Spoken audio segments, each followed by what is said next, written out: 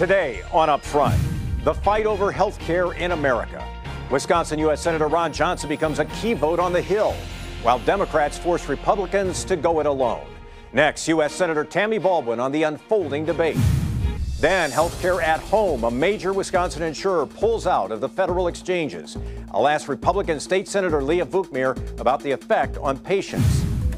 Plus, the U.S. Supreme Court takes a Wisconsin case that could affect the nation. Covering the issues important to Wisconsin. This is Upfront with Mike Goucher. Hello again, everyone, and welcome to Upfront. We've now had our first look at the long-awaited Senate Republican health care bill, a 142-page draft that proposes to cut Medicaid and the individual mandate that requires insurance and repeal a tax increase on the wealthy that paid for Obamacare. But the Senate plan is hardly a sure thing. Wisconsin Republican Senator Ron Johnson says he cannot support it, at least not right now. Holding a vote on this next week would definitely be rushed. I can't imagine, quite honestly, that I'd have the information to evaluate and justify a yes vote within just a week. Several Republican senators have joined Johnson in expressing concern about the bill, virtually guaranteeing that they will at least have a role in shaping a final plan. Republicans can only lose 2 votes and still pass the bill. That's because Democrats are united in their opposition to the plan. And we're joined now by one of them, Wisconsin's Democratic U.S. Senator Tammy Baldwin. Senator, it's good to have you back on the program. It's good to join you. Thanks for having me. So you've looked at this Senate bill. What would it mean for the people of Wisconsin if it were to become law? You know, health care is deeply personal. Let me speak for myself first. As a child, I had a serious illness and then was labeled as a child with a pre-existing condition. And I spent a lot of my youth without health insurance. I think that Wisconsinites, many families share that experience and share those anxieties of what will happen next. When I look at this Republican Senate proposal, I see a lot to be concerned about, but the bottom line is that most people will pay more for less care.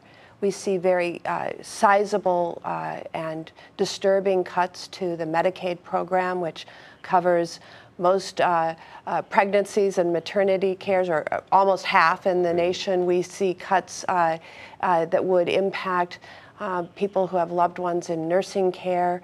And we see a weakening of the guaranteed protections that people enjoy today with their care, and perhaps even sort of tossing it to the states to decide whether those protections for people with pre-existing conditions would remain around. Republicans, as you know, say, look, we've got to do something. Obamacare, the Affordable Care Act is in trouble. They point to what happened in Wisconsin last week. 2 providers say we're opting out of the exchange. They talk about skyrocketing rates, premiums. They say we've got to do something. Do you agree? Do you think the Affordable Care Act is in trouble?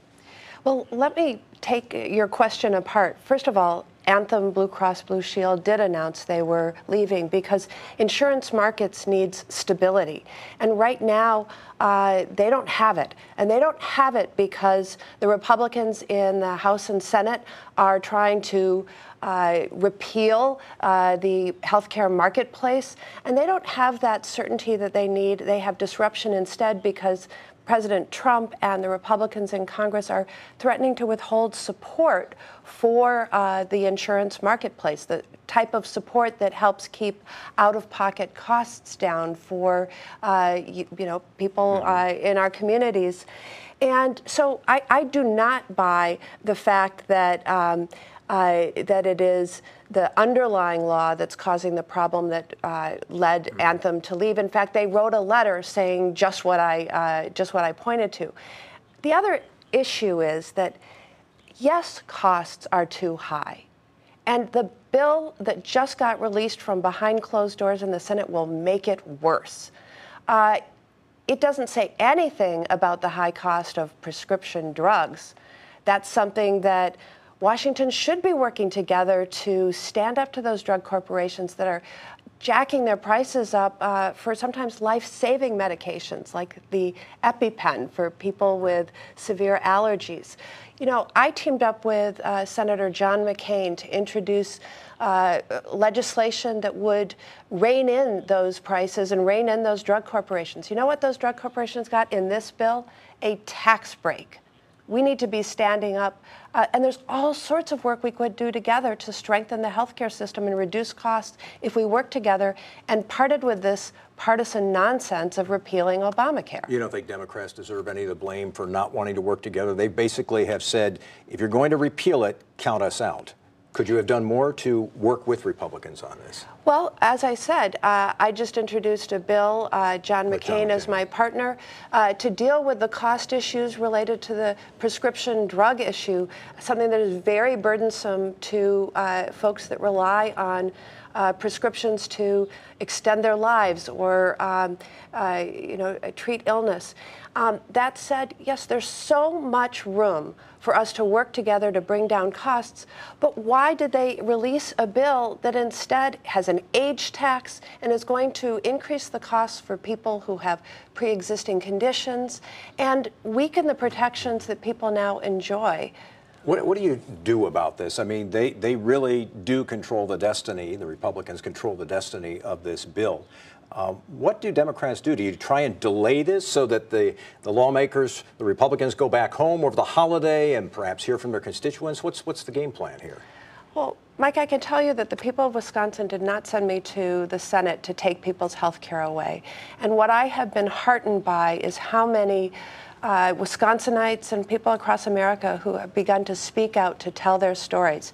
I took to the floor on Monday night, nearly the middle of the night, to share the stories of Wisconsinites who had written me to tell me about caring for loved ones with multiple sclerosis, with diabetes, with, in one case, a young child with a congenital heart disease, all panicked, frankly, by what this measure would do and how it would impact themselves and their loved ones. So I think we work together to speak out, try to make sure that the public has the right to see this bill that was drafted in secret, and hope that we can persuade them to discard their partisan aims and work with us to fix our healthcare system for everyone. I've only got just a few seconds left. At the end of the day, do you think Republicans will pass this bill? Well, I would say that it's, for those of us who oppose it, it's an uphill battle. They do control the House, they control the Senate, and they control the presidency. That said, we have to fight, and we must win. It's people's health and lives that are at stake here. Senator Tammy Baldwin is the U.S. Senator, a Democrat from Madison. It's good to have you on the program again. Thanks very much for being with us. Thank you. And as we mentioned, there is other health insurance news in Wisconsin. That major insurer, Anthem, saying it'll stop selling individual plans in 71 of the state's 72 counties. We'll be talking more about that in the next few minutes, plus campus-free speech legislation. What are its prospects in the state Senate? I'll be asking Republican sponsor Leah Vukmir next on Upfront. Up Front with Mike Goucher, brought to you by the American Transmission Company and the Wisconsin Corn Growers Association.